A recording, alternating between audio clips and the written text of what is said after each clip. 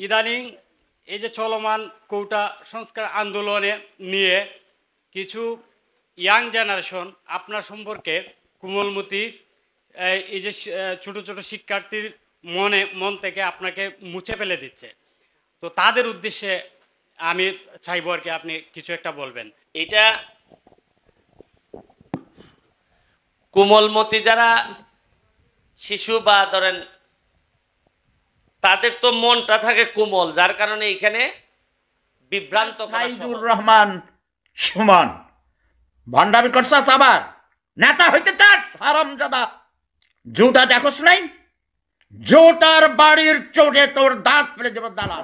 আসসালামু আলাইকুম দর্শক, দেশ ও দেশের বাড়ি থেকে যারা এই মুহূর্তে ভিডিওটি ওপেন করেছেন সবাইকে অসংখ্য অসংখ্য ধন্যবাদ। দর্শক, প্রথমেই আপনারা দেখেছেন শিরোনাম, এবং প্রথমেই শিরোনামের কিছু অংশ আপনাদেরকে নিয়ে আলোচনা এবং বিস্তারিত দেখানো হবে। প্রথমেই ব্যারিস্টার সুমনকে প্রশ্ন করা হয়েছে যে বর্তমান বাংলাদেশের যারা কোটা আন্দোলনের ছাত্ররা আছে আপনাকে ব্যারিস্টার সুমন কেন বয়কট করছে, এর ব্যাখ্যা আপনাকে দিতে হবে। এদিকে আরেক ভক্ত অনেকেরই যে মানুষের কাছে সে ব্যক্তি হচ্ছে শেফাতুল্লাহ শেফুদা ব্যারিস্টার সুমনকে জুতাপিটা করতে চাইলেন, কিন্তু কেন এই প্রশ্ন। এদিকে র্যাব বলেছেন যে বর্তমান কোটা আন্দোলনকে সূত্র ধরে ছোট শিশু বাচ্চাদেরকে ঢাল হিসেবে ব্যবহার করছে কিছু রাজনৈতিক নেতারা নেতৃত্ব হাসিল করার জন্য।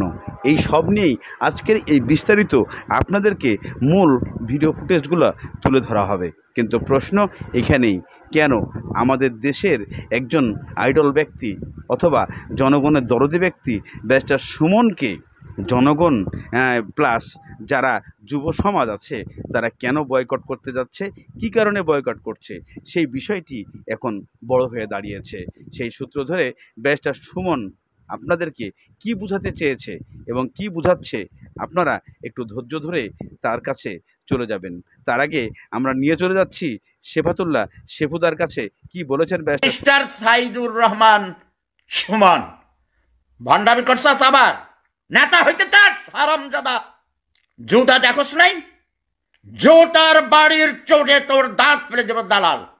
এখানে জনগণ মানুষরে বোকা পাইছো? হ্যাঁ ভাই, ব্যারিস্টার সুমন দাঁত ভেঙে দেব হারামজাদা মিথ্যুক ধোঁকাবাজ। তুই সরকারের দালাল হারামজাদা। তোকে কালকে আমি প্রশংসা করেছি, কিন্তু দালালি করবি না। তুই আওয়ামী রাজাকার, জুতা মেরে তোর দাঁত ফেলে দেব। ব্যারিস্টার হয়েছিস, চাটুকার দালাল। নেতা হতে চাস? চাটুকারি করে ভণ্ডামি ছেড়ে দে, দালালি ছেড়ে দে সুমন। কালকে রাতে তোর এই ভিডিও দেখেছি আমি। ওই সিলেটের গরিব অশিক্ষিত মূর্খ বর্বর ওইসব ফগাদেরকে ধোঁকা দিতে পারিস। শেফাতুল্লাহ শেফুদার মতো যারা লেখাপড়া করেছে, যারা লেখাপড়া করায়, শিক্ষকদেরও শিক্ষক, teacher of teachers, professor of Professor's, তাদেরকে ধোঁকা দিতে পারবি না সুমন। তুই আওয়ামী রাজাকার, তুই ভণ্ড।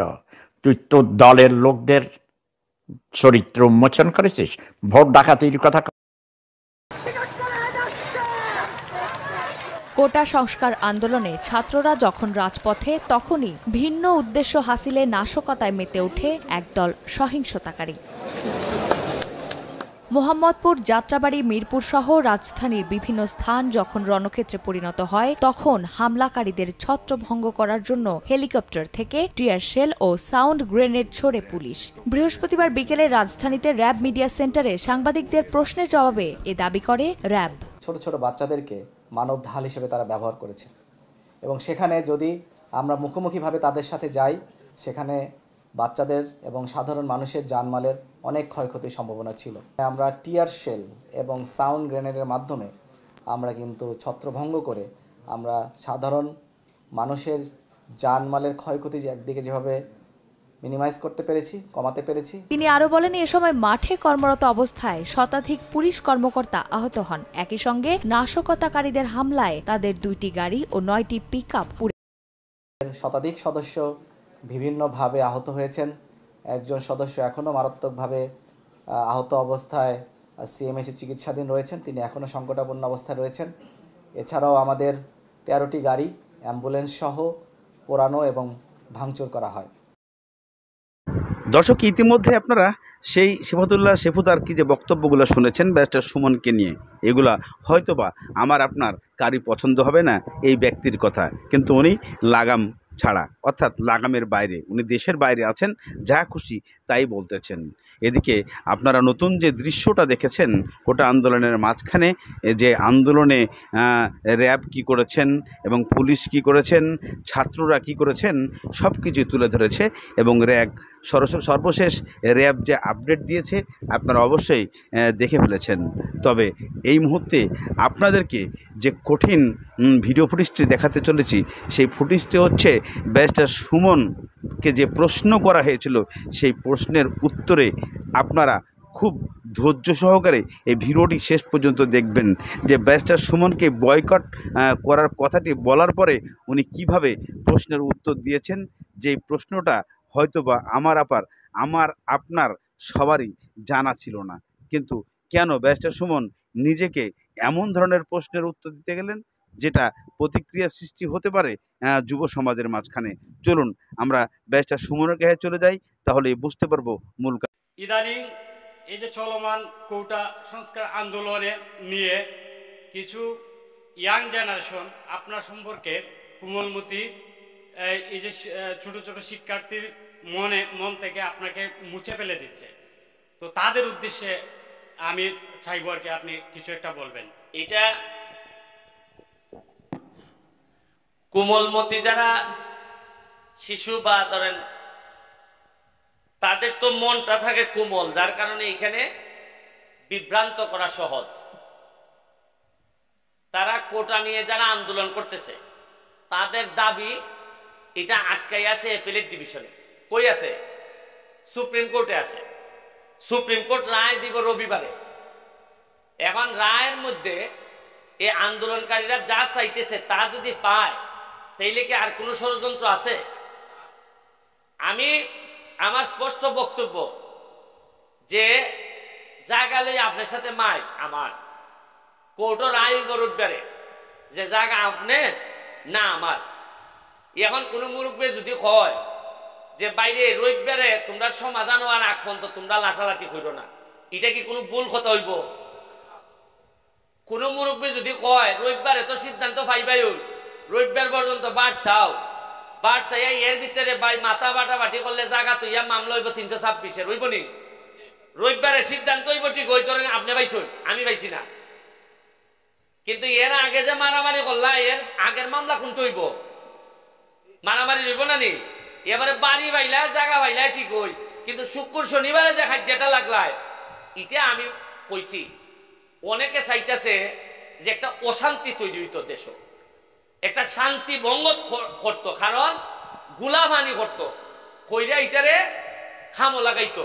এখন আমি এমপি হিসাবে আমার এলাকার বা কোনো জায়গার মধ্যে শান্তি নষ্ট এটাকে আমি ফারি এলাও করতাম? ধরেন আমার বদনাম হইব, এই না তুমি তা মাথো খেরে, ধরেন আপনি আর অমুকে এই 2 লাই নাজমুল আরে 2 লাই কিলাকিলি লাগছে, আমি এমপি এলাকা, আমি বুঝতেছি আমি যদি এরা 2 লাইন মধ্যখানে যাই একটা কিলা আমার উপরে পড়তে পারে, আর এত আর আমার দেখে মারতেছে না, 2 লাই কিলাকিলি লাগছে, তখন আমি করবো কি তার 2 লাইনে বাঁচাইবার লেগিয়া মধ্যখানে আমি আমার তাও একটা কিল আমি খাইলো, জানি এরার মারামারিটা যেন কমে। আজকে যারা আমার বিরুদ্ধে ষড়যন্ত্র করতেছে এটাই লেগে আমার পুরস্কার কোনটা জানেননি? ওই মারামারি বাঙ্গাই থেকে যে একটা কিল খাইলাম, ই কিল খাইছি, আমার এতে কোনো দুঃখ নাই। হিসাবের মালিক হইলে মহান রাব্বুল আলামিন। আমি কিতার লেগে কিতা চাইছি, পালানা খারাপ চাইছি, এটা করছি দেখই তোমরা দেখো। আজকে সারা জীবন মানুষের ভালো চাইছিলাম দেখই 1 লাখ ভোটে বাংলাদেশের মধ্যে সবচেয়ে বেশি ভোট দিয়ে তোমরা আমার ভাস করাই দিচ্ছ। সুতরাং এটাই আমার উত্তর, আপনারা শান্তি বজায় রাখবেন, বাকিটা আমরা সারাক্ষণ আমরা জেগে থাকবো।